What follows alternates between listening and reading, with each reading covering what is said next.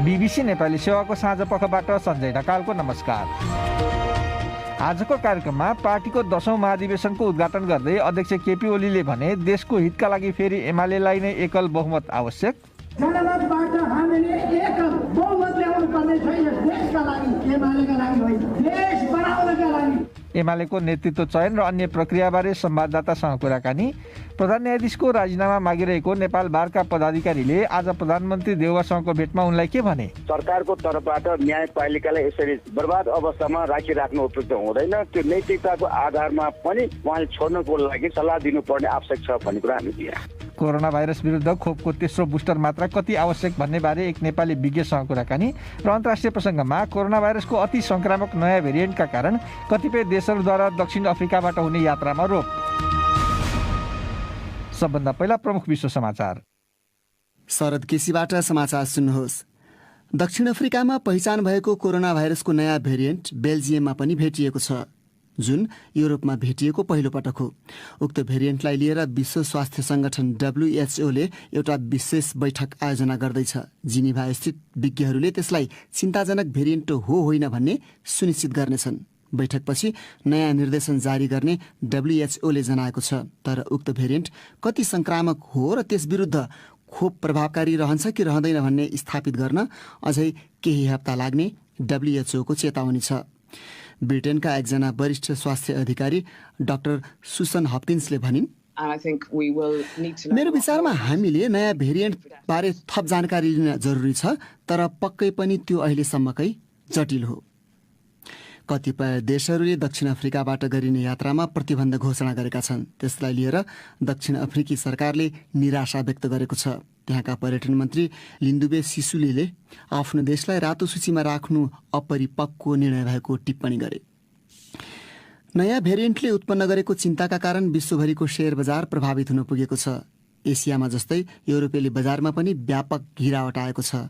विमान सेवा र यात्रा व्यवसायको शेयर उल्लेख्य रूपमा झरेको छ। इन्धनको मूल्य पनि घटेको छ, तर सुनको व्यापार बढेको छ। विश्लेषकहरूले नयाँ प्रकारको भाइरसका कारण विश्वभर फेरि निषेधाज्ञा लगाइने चिन्ता देखिएको बताएका छन्। युके प्रवेश गर्न खोज्दा ज्यान गुमाएका 27 जना आप्रवासीहरूको विषयमा दिएको प्रतिक्रियासँगै फ्रान्स र ब्रिटेन बीच विवाद चर्किएको छ। ब्रिटिस प्रधानमन्त्री बोरिस जोन्सनले पठाएको र प्रकाशित गरेको एउटा पत्रले फ्रान्सका राष्ट्रपति इमानुएल म्याक्रोलाई आक्रोशित तुल्याएको थियो, तर ब्रिटेनले त्यो पत्र पूर्णतया उचित भएको बताएको छ।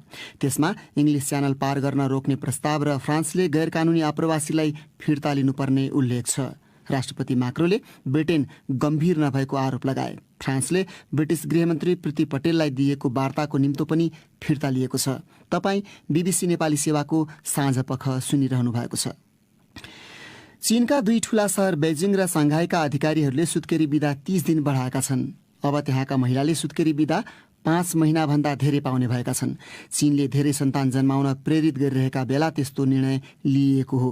बीबीसीका माइकल ब्रिस्टो भन्छन्, जजियाङ प्रान्तले त सुत्केरी बिदा पहिलो सन्तान जन्माउँदा 60 र दोस्रो तथा तेस्रो सन्तान जन्माउँदा 90 दिन बढाउने निर्णय गरिसकेका छन्। बीबीसीका माइकल ब्रिस्टोको भनाई। उनका अनुसार पछिल्ला साताहरूमा अन्य सहर र प्रान्तहरूले पनि सुत्केरी बिदा थप्ने त्यस्तै निर्णय गरिसकेका थिए। चिनिया दम्पतिलाई 3वटा सन्तान जन्माउन अनुमति दिने गरी गत वर्ष कानून संशोधन गरिए पनि जन्मदर घट्दो छ। इथियोपियाको सरकारले युद्ध रिपोर्टिङमा नयाँ प्रतिबन्धहरू घोषणा गरेको छ। टिग्रियन विद्रोहीहरूले राजधानीतर्फको आक्रमण जारी राख्ने बताएका बेला त्यस्तो घोषणा गरिएको हो। सरकारको चेतावनीमा सामाजिक सञ्जाल र समाचार संस्थाहरूलाई सरकारद्वारा पुष्टि नहुँदासम्म सैनिक गतिविधिको रिपोर्टिङ वा युद्ध क्षेत्रबाट कुनै ताजा विवरण सार्वजनिक गर्न रोक लगाइएको छ। सरकारी सञ्चार माध्यमले ग्रामीण क्षेत्रमा सैनिक पोसाकमा रहेका प्रधानमन्त्री अबिय अहमेदको भिडियो प्रसारण गरेका छन्। उनले अग्रभागमा लडाईँमा निर्देशन दिने जानकारी केही दिनअघि दिइएको थियो। र एमनेस्टी इन्टरनेसनलले मुस्लिम धार्मिक ग्रन्थ कुरान तिघ्राको बीचमा राखेकी एक महिलाको फोटो फेसबुकमा पोस्ट गर्दा पक्राउ परेकी एक बङ्गलादेशी किशोरीलाई तत्काल रिहा गर्न माग गरेको छ। हिन्दू धर्मावलम्बी दिप्ती रानी दासलाई बङ्गलादेशको डिजिटल सुरक्षा कानून अनुसार गत वर्षको अक्टोबरमा पक्राउ गरिएको थियो। उनीमाथि बहुसंख्यक मुस्लिमहरूको धार्मिक आस्थामा चोट पुर्याएको आरोप छ। दोषी ठहरिएमा उनलाई 7 वर्षसम्मको जेल सजाय हुन सक्छ। वक्तव्यमा एमनेस्टीले भनेको छ, दिप्ती स्कुल जान पाउनुपर्छ, थुनामा होइन।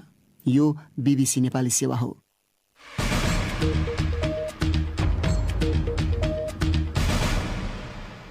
साँझ पखमा यहाँलाई स्वागत छ।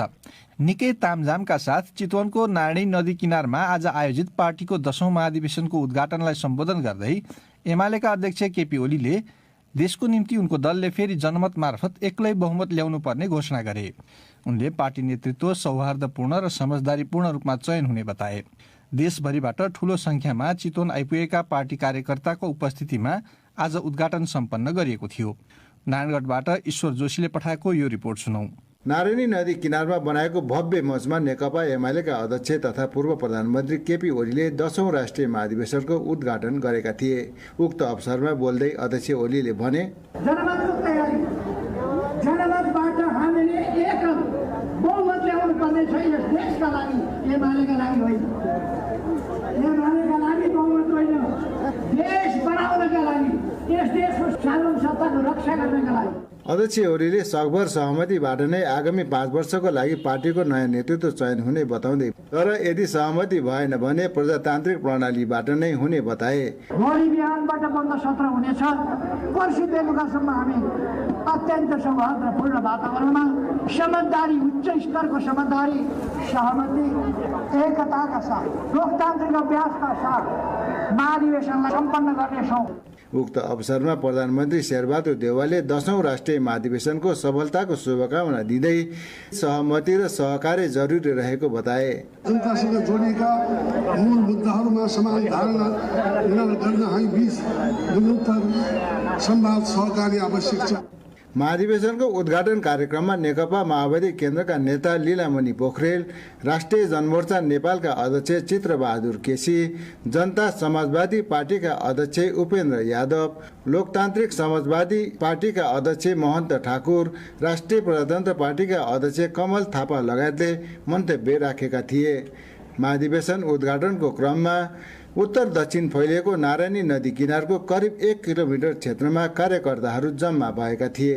शनिबार बिहानदेखि नै चितवनको सौरामा बन्द सत्र सुरु हुँदैछ। 3 दिनसम्म सञ्चालन हुने महाधिवेशनको बन्द सत्रपछि सिधै नयाँ नेतृत्वका लागि निर्वाचन प्रक्रिया सुरु हुने बताइएको छ। महाधिवेशनमा 2300 प्रतिनिधिहरू सहभागी रहेका छन्। ईश्वर जोशी, बीबीसी, नारायणगढ। उद्घाटन सत्र पश्चात अब नेकपा एमालेको महाधिवेशनका बन्द सत्रहरू भोलिबाट सुरु हुँदैछन्। यसै सन्दर्भमा आज देखिएको माहौलबारे अहिले नारायणगढमै रहेका हाम्रा संवाददाता माधव नेपालसँग हामीले कुराकानी गरेका थियौँ।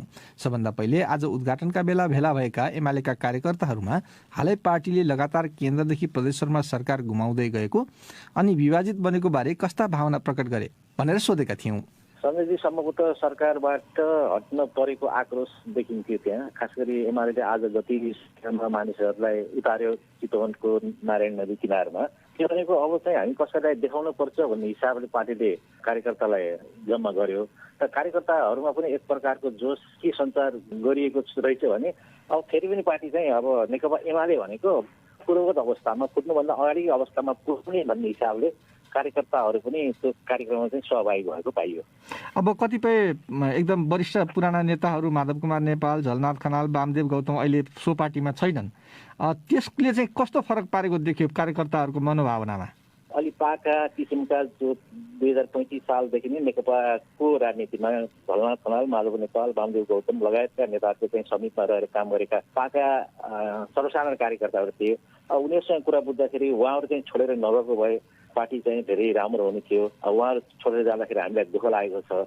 तर पनि अब पार्टी छोडेर गइसकेपछि पनि अब फेरि पनि यसलाई चाहिँ पहिलाको स्थितिमा पुर्याउन भन्दै हामी लागि परेका छौँ है भन्ने एक प्रकारले चाहिँ सन्देश दिइरहेको पाइयो। आज उद्घाटन सत्रमा अध्यक्ष केपी ओली लगायत अन्य नेताहरूले पनि एमाले नै फेरि सत्तामा आउँछ भन्ने खालको कुराहरू गरेका थिए। तिनबाट कार्यकर्तामा उत्साह थपिएको छ त? त्यहाँ उद्घाटन सत्रमा आज जे देखियो, जस्तै 8 मिनटको डकुमेन्ट्री प्रस्तुत गरिएको थियो, त्यो सबै डकुमेन्ट्रीहरू यसभन्दा अगाडि केपी ओली सरकारले के काम गर्यो भनेर चाहिँ प्रस्तुत गरिएको थियो। र त्यसमा खास गरी चाहिँ केपी ओली बाहेक अरू नेताहरूले, अरू पार्टीहरूले, नेकपा एमाले बाहेक अरू पार्टीहरूले अब देशको हित गर्न सक्दैनन् भन्ने हिसाबले चाहिँ प्रस्तुत गरिएको थियो। त्यो डकुमेन्ट प्रस्तुत गर्दाखेरि त्यहाँ जति पनि उपस्थित मास थियो तिनीहरूले चाहिँ ताली फर्र पकाउँदाखेरि लाग्थ्यो फेरि पनि त्यो एउटा सञ्चार चाहिँ भएको थियो। यिनीहरू फेरि पनि केपी ओलीले चाहिँ केही गर्छ भन्ने चाहिँ विश्वासमा छन् भन्ने जस्तो देखिन्थ्यो। आज बेलुकी केन्द्रीय कमिटीको बैठक छ, भोलिदेखि बन्द सत्र हुँदैछ।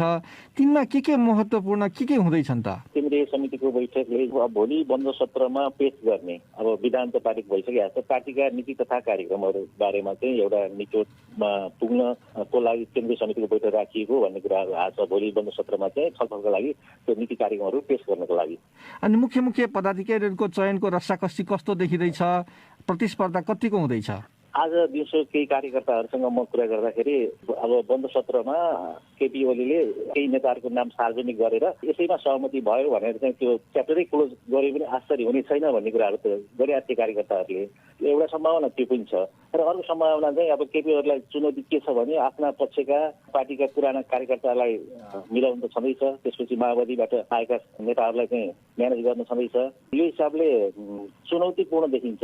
त्यसरी खुलेर चाहिँ कोही आएका छैनन्, खुलेर आएका छैनन्। त्यो भीमराल बाहेक अहिलेसम्मको अवस्थामा केन्द्रीय सदस्यहरू खुलेर आएका छन्। त्यही गठजोड चाहिँ के बन्छ भन्ने गरिन्छ भने बाहिर सुन्दाखेरि केपी ओलीलाई अध्यक्ष मानेर एक समूह ईश्वर पोखरेल वरिष्ठ उपाध्यक्ष अनि शङ्कर पोखरेल महासचिव र अर्को समूह चाहिँ सुभाष नेवाङ वरिष्ठ उपाध्यक्ष, विष्णु पौडेल चाहिँ महासचिव हुने गरी चाहिँ प्यानल बन्छ भन्ने कुरो आइरहेको छ। अब अन्त्यमा यो अहिले नेपालमा कोरोना भाइरसको त्यति सङ्क्रमण अलिक घटे पनि पुरै हटिसकेको छैन। त्यहाँ अब धेरै मान्छे जम्मा भएका थिए। जनस्वास्थ्यको मापदण्डको हिसाबबाट त्यहाँ कतिको पालना भएको पाइयो? कोरोना कुरा गर्दाखेरि अब आयोजकहरूले मञ्चबाट कोरोना अझै हटिसकेको छैन, कृपया मास्क लगाउनुहोस् भनेर सचेतना गरिरहेको पाइएको थियो। तर कार्यकर्ताहरूमा चाहिँ अब कोरोना छ र भन्ने प्रकारको देखिन्थ्यो। मास्कहरू चाहिँ प्राय लागेको देखिन्थेन। मान्छे चाहिँ एक आपसमा अति नजिक भएर हुलमुल नै अलिक बढी नै देखिन्थ्यो। उनी थिए नारायणगढमा रहेका हाम्रा संवाददाता माधव नेपाल। अब पालो श्रोता प्रतिक्रियाको। प्रस्तुत गर्दैछन् साथी शरद केसी र रमा पराजुली। आज हामीले सामाजिक सञ्जाल फेसबुक र ट्विटरमा राखेको प्रश्न थियो, नेकपा एमालेको 10औं महाधिवेशन आज चितवनमा सुरु हुँदैछ। हालैका घटनाक्रमले बदलिएको राजनीतिक परिप्रेक्ष्यमा संसदको सबैभन्दा ठूलो दलको महाधिवेशनको बारेमा तपाईको धारणा के छ? फेसबुकमा यज्ञराज छेत्री लेख्छन्, यहाँ दलीय कुरा भन्दा पनि आम सर्वसाधारणका आवश्यकताहरूलाई बेलैमा सम्बोधन गर्नु ठूलो पार्टीको हैसियतले एमालेको जिम्मेवारी, कर्तव्य र दायित्व हो। त्यसैले समयमै महाधिवेशनको काम कुरो टुङ्ग्याएर जनसाधारणका मुद्दालाई प्राथमिकता दिनु पर्यो। नारायण थापाको भनाइ छ, यो दलहरूले 5-5 वर्षमा गर्ने कुम्भ मेला हो। रमिते भएर मेला हेर्न जाने चलाक व्यक्तिले 2 छाक मासु र भात खान्छन्। सोझा र सिधा जनता भने पानी पनि पिउन नपाएर तिर्खाले घाँटी सुकाउँदै फर्किन्छन्। नेताले रजगज गर्छन्, कार्यकर्ता झोले बन्छन्। किरण खनालको असन्तुष्टि छ। उनी लेख्छन्, कोरोना भाइरसको संक्रमण पूर्ण रूपमा नरोकिँदै सकेसम्म कम कार्यकर्ता र शुभेच्छुक भेला पारी महाधिवेशन गर्नुपर्ने हो। तर यहाँ ठूला नेता, कार्यकर्ता र जनताकै लापरवाही भएको छ। निकै तामझामका साथ आयोजना भएको महाधिवेशनबाट चुनिएका नयाँ नेतृत्वले आफ्नो जिम्मेवारी इमानदारी साथ निर्वाह गरून्। प्राय सबै दलसँग रुष्ट र निराश हामी जस्ता जनतालाई देश निर्माणमा लागेर सबै नेता कार्यकर्ताले खुसी दिउन्। विकास पीडीको धारणा छ, लाखौं नेता कार्यकर्ता उतार्ने भन्दै तामझामका साथ आयोजित एमाले महाधिवेशन नदीको तीरमा गर्न नहुने हो। अहिले महाधिवेशनको निम्ति बनाइएका भौतिक संरचना बर्खा लाग्नासाथ नारायणी नदीमा बगेर जानेछन्। लाखौं खर्च गरिसकेपछि कमसेकम त्यो दिगो रहने गरी योजना बनाउनु पर्ने थियो। जीवनदेव घरती मगरले लेखेका छन्, संसदको सबैभन्दा ठूलो दल भएर के गर्नु? आफ्नै अहंकारले गर्दा एमाले अहिले प्रतिपक्षमा बस्नु परेको छ। यो महाधिवेशन नभएर शक्ति प्रदर्शन मात्र हो। देशमा बिग्रदो राजनीतिक घटनाक्रमलाई सही दिशामा ल्याउन एमाले भूमिका निर्वाह गर्ला भन्ने कल्पनै नगरौं। मनोज कुमारको टिप्पणी छ, एउटा कम्युनिस्ट पार्टीको हैसियतले गरेको यत्रो खर्च सान्दर्भिक भएन। महाधिवेशनमा गरेको खर्च जनताको सुविधा वा देशको विकासमा लगानी गरेको भए उपयुक्त हुने थियो। यो प्रक्रिया कम खर्चिलो बनाउँदै लग्नुपर्छ। नयाँ नेतृत्वले यस्ता कुरामा सुधार गरोस्। शुभकामना। कुशलदेव घिमिरेले लेखेका छन्, एक स्वतन्त्र नागरिकको हैसियतमा मलाई लाग्छ केपी शर्मा ओली विरुद्धको गठबन्धन झन खराब निस्किएर आयो, जसले गर्दा एमालेलाई नै फाइदा गरेको छ। समृद्ध नेपाल, सुखी नेपालीको नाराले वास्तवमा एमालेलाई विकास प्रेमी दलको छवि बनाउन मद्दत गरेकै छ। अधिकांश जनता दलभन्दा विकासका एजेन्डालाई महत्त्व दिने मानसिकतामा छन्। ट्विटरमा कमान सिंह पाखरिन लेख्छन्, नेपालमा नेताहरूले आफू र आफ्नो पार्टीलाई कम्युनिस्ट भन्छन्, तर सोच र व्यवहार हेर्दा कम्युनिस्ट आचरणको थोपो भेटिँदैन। अहिले जति खर्च गरेर नारायणी किनार सिँगारेर एमाले महाधिवेशन गर्दैछ त्यो रकमले कैयौं सुकुम्बासीको घरबासको व्यवस्था हुन सक्ने थियो। अनि श्यामजीको धारणा छ देशको अबको बाटो भनेको आर्थिक क्रान्ति नै हो। बेरोजगारीले देश थिलथिलो भएको छ। आर्थिक प्रगतिको खाकामा छलफल समेत गरेर महाधिवेशन सम्पन्न होस्, शुभकामना। न्यायालयमा व्याप्त विवादबारे चाँडै सत्ता गठबन्धन दलसँग छलफल गरेर टुङ्गोमा पुग्ने प्रधानमन्त्री शेरबहादुर देउवाले आफूहरूलाई बताएको बार एसोसिएसनका पदाधिकारीले बताएका छन्। प्रधान न्यायाधीश चोलेन्द्र शमशेर जबराको राजीनामा माग गरेर आन्दोलन गरिरहेको वकिलहरूको छाता संगठनले केही समय यता आफ्ना मागबारे राजनीतिक दलहरूलाई जानकारी दिँदै समर्थन खोजिरहेको छ। यसै सिलसिलामा हामीले प्रधानमन्त्री देउवासँगको भेट पश्चात बारका अध्यक्ष चण्डेश्वर श्रेष्ठलाई सम्पर्क गरी प्रधानमन्त्रीले तपाईँहरूलाई साथ दिन्छु भने त भनेर सोधेका थियौँ। अब उहाँको कुरा सुन्दाखेरि अवस्थामा गठबन्धनको भएको हुनाले गठबन्धनमा म राख्छु, आज भोलि नै म राखेर हामी उ गर्छौँ भन्ने कुरा गर्नुभएको छ। त्यसले गर्दाखेरि राम्रै होला जस्तो लाग्छ। इन केस उहाँहरूले न्यायपालिकामा अहिले जुन भ्रष्टाचारको इस्युमा जो आन्दोलन भइरहेको छ त्यसलाई चाहिँ उहाँहरू चाहिँ ध्यान दिनु भएन भने त्यस्तो अवस्थामा यो आन्दोलन चाहिँ न्यायपालिका मात्र होइन, न्यायपालिका त राज्यको 3 अङ्ग मध्ये एउटा अङ्ग हो। त्यो एक अङ्गलाई बिगार्नको लागि कार्यपालिका व्यवस्थापिकाले पनि हेरेन भन्ने आन्दोलन फेरि नागरिकको तर्फबाट बारको तर्फबाट त्यहाँ पनि तेर्सिन सक्छ। त्यसले गर्दाखेरि उहाँहरू त्यो रिस्क चाहिँ लिनु होला जस्तो लाग्दैन। अब तपाईँहरूले चाहिँ खासमा उहाँलाई के सुझाव दिनुभयो, के गर्नुपर्छ भनेर भन्नु? हामीले 3टा चिज दियौँ। एउटा चाहिँ उहाँले सहज हिसाबबाट राजीनामा गर्ने जो बारले आन्दोलन आह्वान गरिराखेका छौँ त्यो कुरा भयो। भ्रष्टाचारको जालो बिचौलियाको जालो छ त्यो तोड्नको लागि चाहिँ चोलेन्द्र शमशेर जबरा जसलाई सर्वोच्च अदालतकै 18 जना न्यायाधीशहरूले कसैले पनि मानिराख्नु भएको छैन। न्याय सम्पादनमा उहाँलाई सबैले छोडिसकेको छ। अनि न्याय प्रशासनको सर्वोच्च अदालतमा पूर्ण बैठक हो, फुल कोर्ट हो। फुल कोर्टमा उहाँले हेड गर्न सकिराख्नु भएको छैन। अरूले निर्णय गरेको कुरामा उहाँ सहीसम्म गर्ने काम गरिराख्नु भएको छ। जिजुरी मात्रै उहाँ प्रधान न्यायाधीश, डिफेक्टोमा उहाँ प्रधान न्यायाधीशको रूपमा रहनु भएको छैन। त्यस कारणले गर्दाखेरि उहाँलाई राजीनामा दिएर जानु सबभन्दा राम्रो उपाय। दोस्रो चाहिँ संविधान अनुसारको महाभियोग लगाउने कुरा यो दलहरूले गर्ने कुरा भयो। तेस्रो कुरा भनेको नैतिक रूपले पनि यो उहाँ चाहिँ सर्वोच्च अदालतको प्रधान न्यायाधीश जस्तो पद यो कानुन अनुसार म बसिरह अरू जागिर जस्तो बसिरहने ठाउँ होइन। विश्वास भएको मान्छेको बाट मात्रै न्याय पाउँछ भने विश्वास गर्छ, न्याय पाउनको लागि आउँछ। चारैतिरबाट प्रश्न उठेको अवस्थामा नैतिकताको आधारबाट पनि उहाँ बस्न उपयुक्त हुँदैन। त्यसको लागि सरकारको तर्फबाट न्यायपालिकालाई यसरी चाहिँ बर्बाद अवस्थामा राखिराख्नु उपयुक्त हुँदैन। त्यो नैतिकताको आधारमा पनि उहाँले छोड्नको लागि चाहिँ सल्लाह दिनुपर्ने आवश्यक छ भन्ने कुरा हामी दियौँ। तपाईँहरूले सत्ता गठबन्धनका नेताहरूसँग भेट्दाखेरि अब उहाँहरूले तपाईँहरूको आन्दोलन ठिक छ पनि भनिरहेको जस्तो देखिँदैन, तर कुनै कदम पनि चालेको छैन। यो हिचकिचाहट किन होला? यो हिचकिचाहट राजनीतिक कुराहरू भए होइन, उहाँहरूको बिचमा वास्तवमा यो महाअभियोगतर्फ गएपछि भोलि पास हुँदैन कि भन्ने उहाँहरूलाई शङ्का होला। तर त्यो पास र फेलको कुरा होइन। पास र फेलको कुरा छुट्टै पार्ट हो। हामीलाई के विश्वास छ भन्दाखेरि भ्रष्टाचार मुक्त न्यायपालिका बनाउनलाई नेपाल बारले जो अभियान चलाएको छ उहाँलाई 17 बुँदा उहाँले गर्नुभएका करतुतहरू उहाँले राजीनामा अथवा महाअभियोगमा जानुपर्ने 17वटा बुँदाहरू बुँदागत रूपमा दिएका छौँ। त्यो स्थितिमा त्यसको विपक्षमा कोही पनि उभिन सक्ने हुँदैन। यदि कोही उभियो भने त्यो भ्रष्टाचारको पृष्ठपोषक पक्षपोषक हुन्छ, बिचौलियाहरूको पक्षपोषक हुन्छ। अब यस बीचमा प्रधान न्यायाधीशज्यूले पनि केही सुधारका कदमहरूमा सहमति जनाएको त देखिन्छ होइन? त्यसमा चाहिँ तपाईँहरूले अझै चित्त नबुझाएर बसिराख्नु भएको छ। त्यतापट्टिबाट पनि सहमति खोज्न सकिन्थ्यो कि त? होइन, यो सुधारका कुरा उहाँले गर्नुभएको होइन। सुधारका कुराहरू त्यहाँका जो प्रधान न्यायाधीशसँग बस्न चाहँदैन, बस्न सकिँदैन भन्ने उहाँको स्ट्यान्ड एकदमै स्ट्यान्डको रूपमा छ। उहाँहरूले यो सेवाग्राहीहरूलाई सेवा दिनबाट हामी रोकिनु हुँदैन। प्रधान न्यायाधीशको कारणले गर्दाखेरि त्यसो गर्नु हुँदैन। उहाँलाई न्याय सम्पादनबाट वञ्चित गरेर भए पनि अगाडि बढ्नुपर्छ भनेर बार एसोसिएसनको माग अनुसार गोला प्रणालीमा जान अहिले सुधारको कदम सुरु गरिएको हो। त्यो पर्याप्त अझ पनि छैन। उनी थिए बार एसोसिएसनका अध्यक्ष चण्डेश्वर श्रेष्ठ। अब एउटा अन्तर्राष्ट्रिय प्रसङ्ग। अति संक्रामक मानिएको कोरोना भाइरसको नयाँ भेरिएन्टका कारण कतिपय देशहरूले दक्षिण अफ्रिकाबाट हुने यात्रामा रोक लगाएका छन्। त्यसप्रति दक्षिण अफ्रिकाले निराशा व्यक्त गरेको छ। नयाँ भेरिएन्टलाई लिएर युकेले 6 देशसँगको हवाई उडान निलम्बन गरेको स्वास्थ्य मन्त्री साजिद जावेदले बताए। बीबीसी विवरणहरूमा आधारित रिपोर्ट सुनौ रमा परजुलीबाट। B11529 भनिएको उक्त भेरिएन्ट अहिलेसम्म दक्षिण अफ्रिका, हङकङ र बोत्सवानामा गरी 59 जनामा मात्रै पुष्टि भएको छ।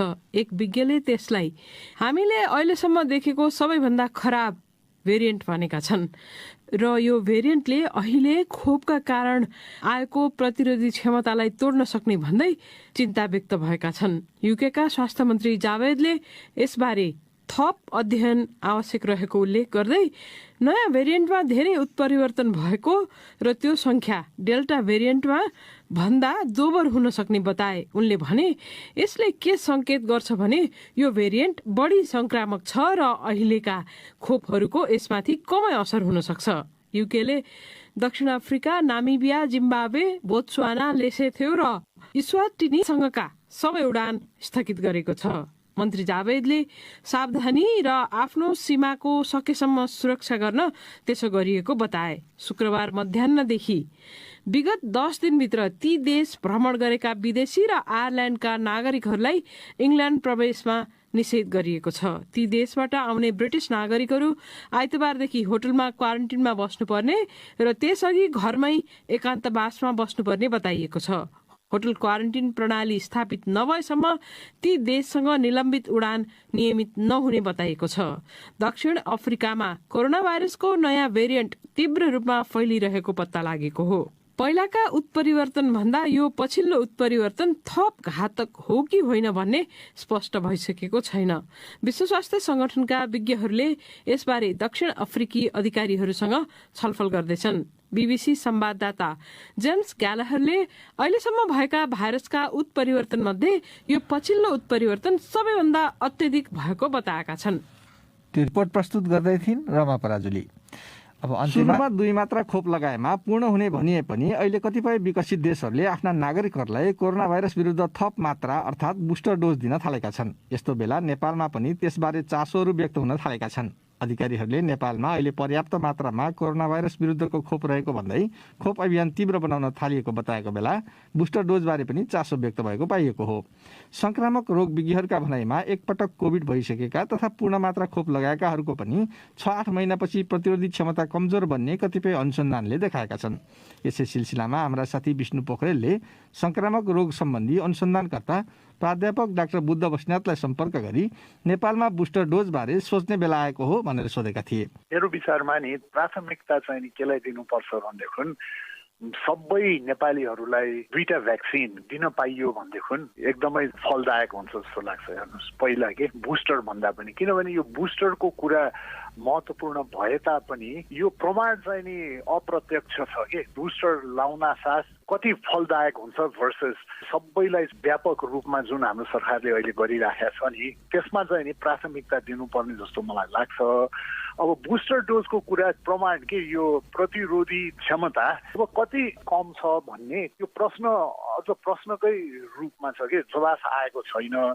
एउटा कुरा के छ त भन्नु होला भनेदेखि यो जम्मै किसिमको भ्याक्सिन, त्यो Chinese vaccine, Indian serum institute बनाएको र त्यो भारत बायोटेकले बनाएको त्यो एस्ट्राजेनेका भइहाल्यो, अफकोर्स फाइजर, मोडर्ना भ्याक्सिनहरू सबैले चाहिँ नि के प्रत्यक्ष रूपमा देखाएको छ भने 2टा डोज लायो भनेदेखि मृत्युबाट बाँच्ने सम्भावना एकदमै छ के। त्यसमा त यो जम्मै भ्याक्सिनले जुन अहिले यहाँ हाम्रो नेपालमा उपलब्ध छन् तिनीहरू सबैले के देखाएको छ भने हस्पिटलाइजेसन र मृत्युबाट चाहिँ नि रोक्ने यसको छ। अब त्यसमध्ये अब हेर्नुहोस् यो त व्यापक रूपमा छ नि त यो रोग 100 2-3 जनालाई चाहिँ नि त्यो भ्याक्सिन लाए तापनि समस्या छ भन्ने देखाएको छ। अब जस्तो बुद्धजी तपाईँले अब विभिन्न यो जर्नलहरूमा पनि अनुसन्धानात्मक लेखहरू लेखिराख्नु भएको हुन्छ, अध्ययन पनि गरिराख्नु भएको हुन्छ। यो अन्तर्राष्ट्रिय रूपमा गरिएको अध्ययनले चाहिँ यो खोप लगाएको कति समयपछि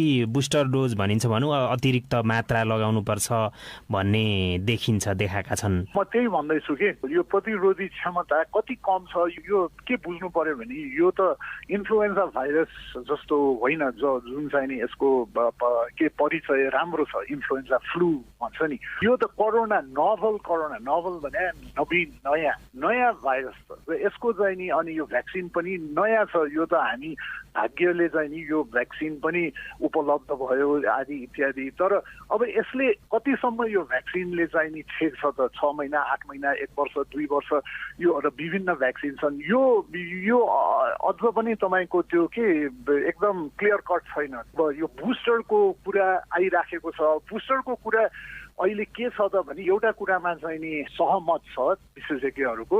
के भन्नु होला भने अलि सिनियर सिटिजन्स लाइक 60 वर्ष नागेका अथवा कोमोर्बिडिटिज हुने के जसलाई चाहिँ नि डायबिटिज छ, दीर्घ रोगी अथवा दीर्घ रोग र किडनी ट्रान्सप्लान्ट गरेको छ, लिभर ट्रान्सप्लान्ट गरेको छ, क्यान्सरको रोगी हुनुहुन्छ। सो उहाँहरूलाई चाहिँ नि यो बुस्टर डोज दिनेमा ठुलो सहमत छ। यो ग्रुपले चाहिँ नि पाउनुपर्छ सायद हाम्रो नेपालमा पनि। तर सबैलाई बुस्टर डोज चाहिने भन्ने कुरा मेरो विचारमा चाहिँ नि त्यो प्रत्यक्ष छैन र प्राथमिकता कतातिर जानु पर्यो भने सबैले 2टा डोज त पाउनु पर्यो जस्तो लाग्छ। अब जस्तो कति मान्छेले चाहिँ यो 2टा मात्रा चाहिँ सबै सम्पूर्ण जो चाहिँ योग्य छन् उमेरको हिसाबले उनीहरूले पाइसक्नु पर्यो पाउनु पर्यो भन्ने प्राथमिकता रह्यो होइन।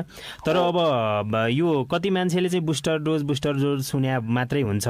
यो खासमा के हो यो अन्तर्राष्ट्रिय यसको अभ्यास चाहिँ के छ कस्तो? अन्तर्राष्ट्रिय अभ्यास के छ भने तपाईँले नै भन्नुभयो त्यो प्रतिरोधी क्षमता मतलब एन्टिबडिज अथवा अरू सुरक्षा प्राप्त गराइदिने तत्त्व कम हुँदै गएको छ कि तपाईँले 2टा भ्याक्सिन पाउनुभयो तर त्यसको 6-8 महिनापछि के त त्यो क्षमता कम भयो त त्यो प्रतिरोधी क्षमता भन्नेमा चाहिँ नि एउटा अर्को भ्याक्सिन त्यही कम्पनीको हो कि अर्को कम्पनी त्यसमा पनि तपाईँको लाइक अब 2टा एस्ट्राजेनेका पायो त्यसपछि फाइजर पायो भने झन् राम्रो हुने हो कि यी सबै अनुसन्धानका विषय जस्तो भइराखेका छन्। कतिले यो मात्रा मिलाउँदाखेरि राम्रो प्रभावकारी देखिएको भन्ने पनि केही रिपोर्टहरू आएका थिए। यो चाहिँ के छ यो मात्रा मिलाउनेकोमा कतिको यो देखिएको छ राम्रो हुने भन्ने अथवा नमिलाउँदा ठिक हुन्छ भन्ने कि कस्तो देखिएको? मेरो यसमा पनि त्यो प्रमाण प्रत्यक्ष छैन कि मेरो विचारमा चाहिँ नि यो फरक एस्ट्राजेनेका लाछ र अहिले फाइजर छ त्यो लायो भनेदेखि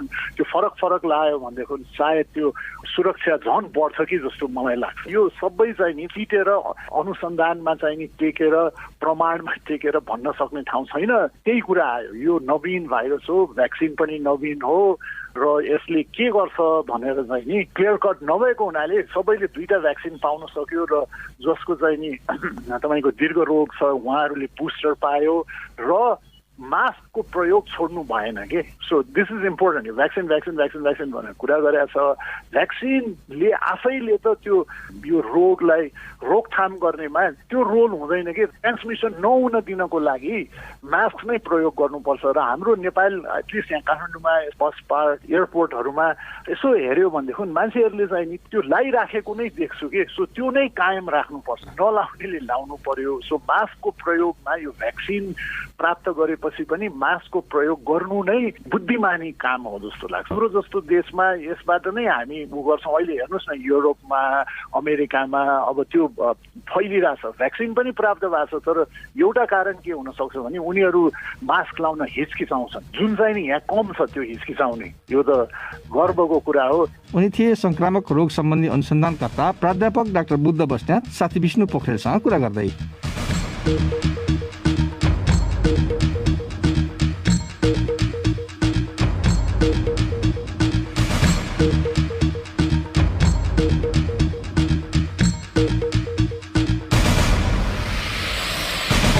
हस् त यसका साथै BBC नेपाली सेवाको साँझ पख यहीँ सकिन्छ। हामीलाई चाहिँ सोमबार बिहान 7:15 बजेसम्मका लागि बिदा दिनुहोस्। नमस्कार।